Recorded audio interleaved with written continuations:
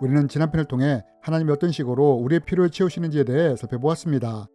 지난 편에서 하나님이 우리의 필요를 채우실 때 가장 보편적이고 일반적인 방법은 자연 만물을 통해 우리의 필요를 채우시는 것에 대해 말씀을 드렸습니다. 하나님이 자연 만물을 우리에게 공급해 주심으로 우리가 수고와 노력을 통해 이것으로부터 우리의 필요를 얻는 것입니다.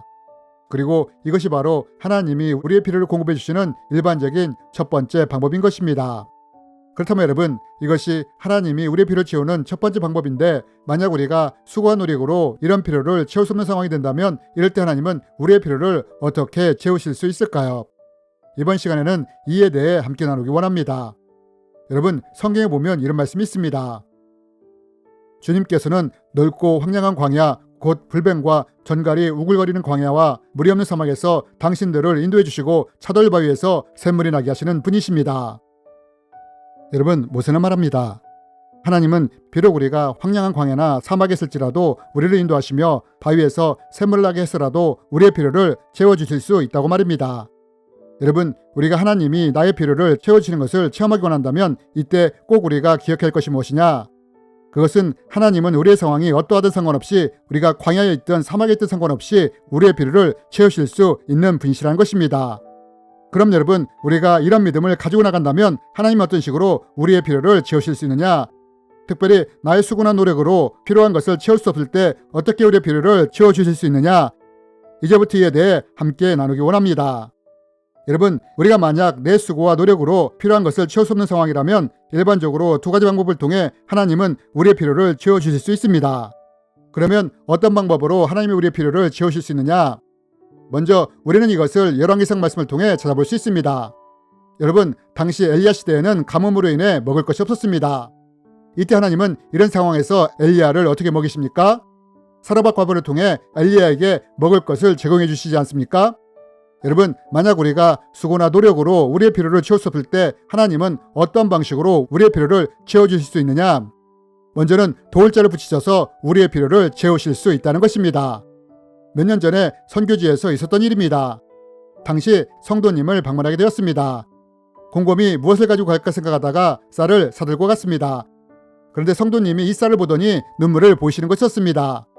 이야기를 들어보니 아침 햇살이 완전히 떨어졌다고 했습니다. 멕시코 상황이 좋지 못해 직장도 구하지 못했고 자신의 이런 처지를 보면서 아침에 이런 기도를 했답니다. 하나님, 저를 보고 계시나요? 저의 필요를 알고 계시나요? 그렇다면 저에게 쌀 좀 보내주세요 라고 말입니다.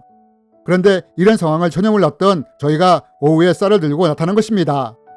여러분, 우리가 수고나 노력으로 우리의 필요를 채울 수 없을 때 하나님은 이렇듯 도울자를 붙이셔서 필요를 공급해 주실 수 있다는 것입니다. 아마 우리 가운데 이미 이런 체험하신 분들이 많이 계실 것입니다. 내가 마치 광야에 혼자 있는 듯 했을 때, 아무에게도 이런 상황을 말하지 않았을 때 문득 누군가로부터 나의 필요를 체험받은 그런 경험이 있지 않습니까? 여러분, 과연 이것이 우연히 일어난 일일까요? 그렇지 않다는 것입니다. 이것은 우연히 일어난 일이 아니라 내 수고와 노력으로 필요한 것을 채울 수 없을 때 이것을 하신 하나님이 돕는자를 붙여 우리의 필요를 채우신 것입니다. 그렇다면 여러분, 또 우리가 내 수고와 노력으로 필요한 것을 채울 수 없을 때 이럴 때 하나님은 또한 어떤 방법으로 우리의 필요를 채우실 수 있을까요? 만약 내 주위에 나를 도울 사람조차 없다면 이때는 기적을 통해서라도 우리의 필요를 채우실 수 있다는 것입니다. 출애굽기에 보면 이스라엘 백성들이 출애굽하여 광야에 도착하는 장면이 나옵니다. 여러분, 광야가 어떤 곳입니까? 사막이나 광야는 우리의 수고나 노력으로 필요한 것을 채울 수가 없는 곳입니다. 이럴 때 하나님이 이런 광야에 있던 이스라엘 백성들의 필요를 어떻게 채우셨습니까? 만나와 메추라기를 통해 이스라엘 백성들의 필요를 공급해 주시지 않았습니까? 여러분, 정말 우리가 아무것도 구할 수 없는 상황일 때는 하나님은 기적적인 방법을 통해서라도 우리의 필요를 채우실 수 있다는 것입니다. 이것은 실제로 중국에서 일어났던 일입니다. 한 분이 예수님을 믿는다는 이유로 체포가 되었습니다. 중국 공산당은 기독교를 버리라고 회유를 했습니다.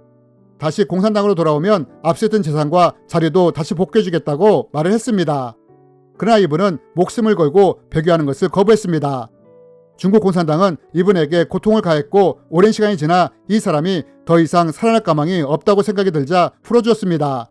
하지만 이분은 공산당에게 낙인이 찍혔기에 갈 곳이 없었습니다. 이때 지하교회 한 성도가 방 하나를 내주었고 거기서 죽음을 기다리게 되었습니다. 그런데 이때 이 방에서 어떤 일이 일어났느냐? 이분이 이 방에 들어온 날 벽 틈으로 쥐 한 마리가 구멍을 내고 들어오더랍니다. 처음에 이분은 종이로 이 구멍을 막았답니다. 그러나 쥐는 계속해서 들어왔고 어느 순간 쥐가 먹을 것을 놓고 가기 시작했다고 합니다. 그 사람에게 필요한 먹을 것을 쥐가 물어다 준 것입니다. 이분이 회복해서 그 방을 나갈 때까지 말입니다. 여러분, 우리는 이와 같은 사건을 성경에서도 볼 수 있지 않습니까? 엘리야가 그리스네가에서 아무것도 먹을 것이 없을 때 하나님이 까마귀를 통해 먹을 것을 공급해 주지 않았습니까? 여러분, 만약 우리의 상황이 수고나 노력으로 내 필요를 채울 수 없는 상황일 때 하나님은 어떤 방식으로 우리의 필요를 채워주실 수 있느냐? 기적을 통해서라도 우리의 필요를 채워주실 수 있다는 것입니다. 그런데 여러분, 우리가 이런 방식의 하나님의 공급하심을 체험하게 될 때 이때 꼭 유념해야 할 것이 있습니다. 그것은 이러한 하나님의 공급하심은 지속적인 것이 아니라 일시적이라는 것입니다. 즉, 이런 체험을 했을 때 이러한 공급하심이 영원한 것이 아니라 우리의 수고와 노력으로 다시 필요한 것을 채우게 된다면 하나님의 이러한 공급하심은 멈춰지게 된다는 것입니다. 여러분, 우리는 이것을 성경을 통해서 볼 수 있지 않습니까? 이스라엘 백성들이 광야를 지날 때 이들은 자신들의 수고와 노력으로 아무것도 얻을 수가 없었습니다. 이때 하나님은 기적을 통해 만나와 메추라기로 이들의 필요를 채워주십니다.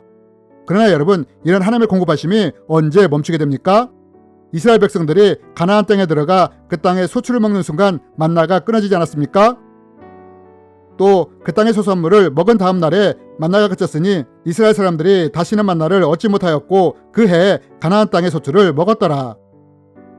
여러분, 우리가 이 말씀을 통해 알 수 있는 하나님의 두 번째 공급하심의 원리가 무엇이냐? 만약 우리의 수고와 노력으로 내 필요를 채울 수 없을 때는 하나님이 도울자를 붙여서 혹은 기적적인 방법을 통해서라도 이런 특별한 방법으로 우리의 필요를 채우실 수 있다는 것입니다. 하지만 이러한 공급하심의 특징은 내 수고와 노력으로 다시 자연 만물을 통해 필요를 채우게 된다면 이런 특별한 공급하심은 멈추게 된다는 것입니다. 그리고 이것이 하나님의 공급하심의 두 번째 원리인 것입니다. 그렇다면 여러분, 또 다른 방법으로 하나님은 우리의 필요를 풍성하게 채울 수 있는데 우리는 어떤 때 이러한 것을 체험할 수 있을까요? 이에 대해서는 다음 편을 통해 자세히 나누기 원합니다. 주님의 이름으로 여러분을 축복합니다.